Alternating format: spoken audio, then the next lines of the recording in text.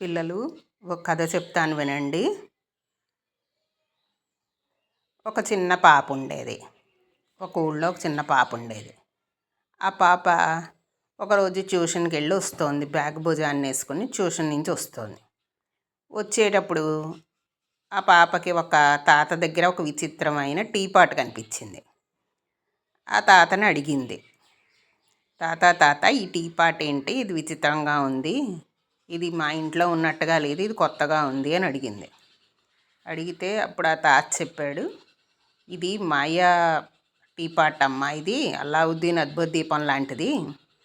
దీన్ని ఏం కోరుకున్నా అది రాత్రి 12 గంటలకి ఆ కోరికని తీరుస్తుంది. ఈ టీ పాట్ అలా చేస్తుంది. మనం ఏది కోరుకుంటే దాన్ని ఆ రోజు రాత్రి 12 గంటలకు ఆ కోరిక తీరుతుంది అని చెప్పాడు. అని నీకేమన్నా కోరుకుంటే చెప్పు, ఈ టీ పాట్ని అడుగుతా నేనని చెప్పాడు. సరే కదా అని చెప్పి ఆ పాప, నాకు ఈరోజు రాత్రి 12 గంటలకి నేను తిరిగే ఈ ప్రదేశం అంతా కూడా పువ్వులతోటి దీపాలతోటి ఎంతో అందంగా మారిపోవాలి. నా చుట్టూ దీపాల వెలుతురు కాంతితోటి కాంతి నా చుట్టూరా తిరగాలి. అలాగ అందంగా మారిపోవాలి, ఈ ప్రదేశం అంతా అందంగా మారిపోవాలి, దీపాలతోటి పువ్వులతోటి అంతా ఉద్యానవనంలా మారిపోవాలని కోరుకుంది.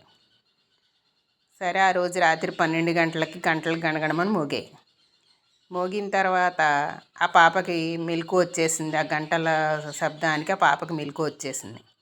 వచ్చేసి ఆ పాప లేచి బయటకు వచ్చింది. ఆ పాపకు భయం వేయలేదు. అప్పుడు గుర్తొచ్చింది, ఆ పాపకి గుర్తొచ్చింది. అప్పుడు నేను అడిగాను కదా, రాత్రి 12 గంటలకు నా కోరిక తీరుతుందని చెప్పాడు తాత అని చెప్పేసి బయటకు వచ్చేసి చూసేసరికి అంతే, ఆ ప్రదేశం అంతా దీపాల కాంతులతోటి మొత్తం అంతా కూడా ప్రదేశం అంతా మారిపోయింది. పెద్ద పెద్ద భవనాలు వచ్చేసాయి, దీపాలు వచ్చేసాయి, పువ్వులతోటి దీపాలతోటి. ఈ పాప డ్రెస్ కూడా మంచి డ్రెస్ కింద మారిపోయింది. ఒక చిన్న మహారాణిలాగా, చిన్న యువరాణిలాగా మారిపోయింది. ఆ చిన్న పాప కూడా మంచి డ్రెస్సు, మంచి హెయిర్ కట్ అన్నీ వచ్చేసాయి ఆ పాపకి.